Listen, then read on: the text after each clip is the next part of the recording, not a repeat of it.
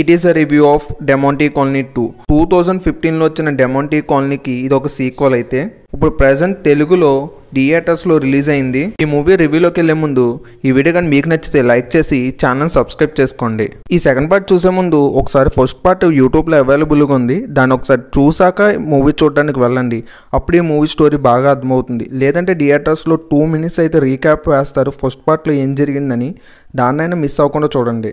ఈ movie basic story line వచ్చేసి మన హీరో అయితే చనిపోతాడు. అలా చనిపోవడం తర్వాత మన హీరోయిన్ అయితే మన హీరో చనిపోవడానికి ఏదో కారణం ఉందని తెలుసుకుని తన ఆత్మతో అయితే మాట్లాడాలనుకుంటుంది. ఆ తర్వాత ఏమైందని మనం మూవీ చూసి తెలుసుకోవాలి. ఈ మూవీలో హర్రర్ సీన్స్ చాలా తక్కువ ఉంటాయి, అక్కడక్కడ వచ్చిపోతూ ఉంటాయి, కానీ చాలా బాగుంటాయి కూడా అవి కూడా. అలాగే సస్పెన్స్ ఫస్ట్ హాఫ్ లో చాలా బాగుంటుంది, చాలా బాగా ఎంగేజ్ చేస్తుంది. ఇంకా సెకండ్ హాఫ్కి వచ్చేటప్పటికి ఈ మూవీ కాస్త స్లో అనిపిస్తుంది. ఈ మూవీ పార్ట్ 3 కూడా వస్తుందంట. ఈ మూవీలో పాజిటివ్స్ మాట్లాడుకోవాలంటే ప్రియా భవానీ గారి యాక్టింగ్, అలాగే సెకండ్ BGM ఈ రెండు చాలా బాగున్నాయి. తర్వాత సెకండ్ హాఫ్లో కాస్త ఎలిమెంట్స్ స్లోగా ఉన్నప్పటికీ మనల్ని పర్లేదు బాగానే ఎంటర్టైన్ చేస్తుంది.